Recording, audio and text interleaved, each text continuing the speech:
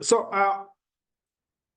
it would then best to understand who then is more likely to suffer mental health. And the easiest answer there really is that everyone, really, as long as you're alive, living, and kicking, you really are at risk of developing a mental disorder or actually suffering mental illness. There would be aspects of life or factors within the environments that we live in that exacerbate or actually increase the risk of people developing mental disorders and therefore vulnerabilities to develop mental illnesses or to suffer mental illnesses. Certainly, people exposed to adverse circumstances, as we've come to know epidemiologically, people exposed to negative childhood experiences, and these are many, including perhaps violation at a younger age, suffering war, civil war, suffering perhaps violence and trauma at the very early in life.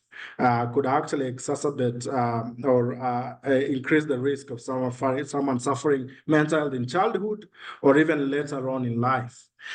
Things like poverty in the lens of socioeconomic determinants of mental health are really big predictors of mental disorders and actually put people at risk of developing mental illnesses. Things like, again, I've said violence, people who grow up and live in communities and societies rife in violence, civil war, and things like that. There are things linked to generational trauma, linked to war, generational trauma linked civil strife that have been diagnosed in people suffering things like post-traumatic stress disorders, depression, anxiety, and such like conditions. And of course, things like inequality have a way of leading back to poverty, leading back to discrimination, and leading back to other social ills that again track back to mental disorders and mental illnesses. So you can see that the environment we live can either be protective of mental illnesses or mental disorders, or they can actually be exacerbate mental illness, or can actually enhance the risk of individual developing that. And in the table, I hope you can see this, we have on the first on the red column, you see some of the adverse factors that are classified as individual, social, environmental, again, based on the relational well-being framework that I mentioned.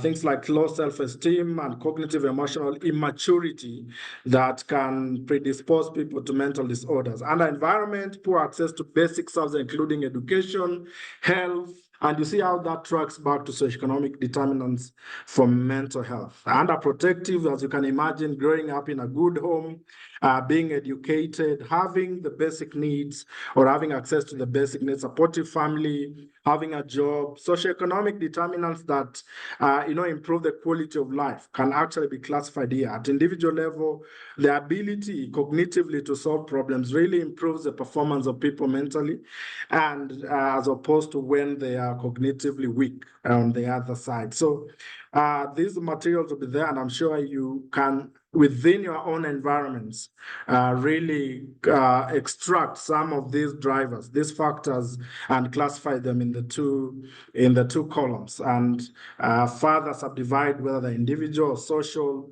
that means communal, or within the environment in which people live, and as it were. So this material has been taken from the World Health Organization paper on risks to mental health, and this will be available for you to have a look, perhaps review better, which will be attached to this presentation on our learning platform. So please have a look on the source paper and engage with this much, much better. Now, there are different manifestations, as you can imagine, different constituencies, different populational groups, population cohorts really do not suffer mental illness proportionally. There's disproportionate burden of mental illnesses in certain age groups, if you use age group as one way of classifying that. Of course, there are different demographic ways of classifying burdens or groups of people. But just looking at age, for example, you can see that some mental illnesses are often prevalent in early life, And one of the most tricky age groups is usually the 20 to 24, as you can see. There's a reason why you're starting at 15, because children below 15 are really not exposed or cognitively aware of some of the challenges they go through to become triggers for poor mental health.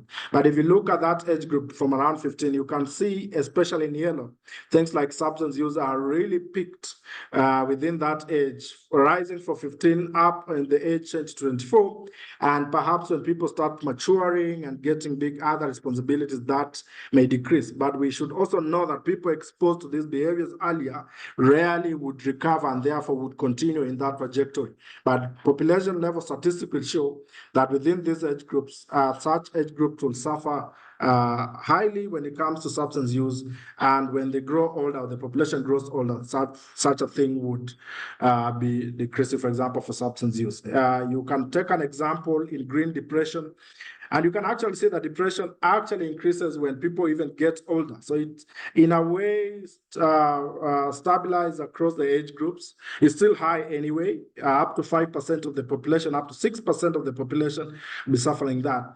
But when people get older and become a bit lonely and perhaps are in communities where homes for the aged are, find a number of these older people who have very little interaction with the outside world become more and more depressed. So this is just one of those studies from the Global Health Data Exchange, the Global Burden Results, based on the latest production, using data from across the world, that really shows that in old age, things like depression increase. And it's no wonder that things like suicides have actually been determined to be higher in the younger population, 15 to 24 age group, and also among older people. So old age suicides, sometimes actually properly hidden, are actually high as compared to the population in between, or the age groups in between. Again, this can be found from the source cited there, and you're welcome to go to the Global Burden Disease Analysis of global data to review these trends and which change depending on how you want to review them.